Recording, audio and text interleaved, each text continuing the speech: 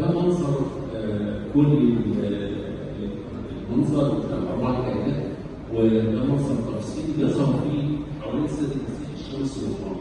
الشمس والقمر والنجوم معناها ان هو سد المسيح هو اله الكون كله بهذه الرموز. طبعا ده منظر ايطاليا لاربع كائنات على مدى الكنيسه.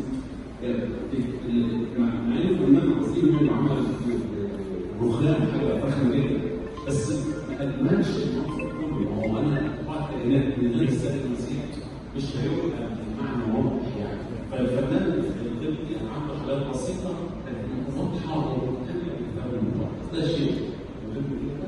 طبعا بفرق الايات عشان الدنيا موجوده نفس الوضع.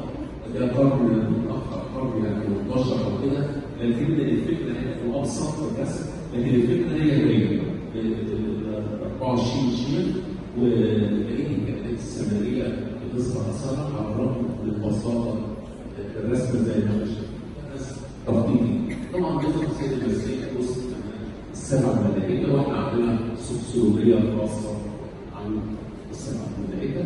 يظهر نفس الرسم ده الشهداء، ده رسم وده الوان. البنتوكراتور كان من غير الشهداء الملائكه اللي بتقدم العباده للسيد المسيح. ده كان اسمع عنه بنضرب في اسوان، بس الصوره مش واضحه قوي.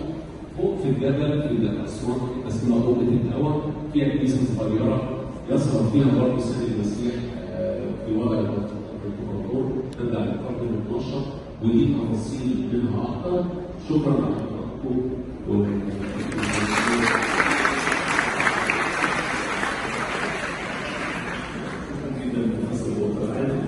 على هذه المحاضرة الثانية، وأتصور بعد هذه المحاضرة أصبح بطريقة أكيدة أن الفن وعاء العقيدة وليس فقط الفن وعاء الثقافة.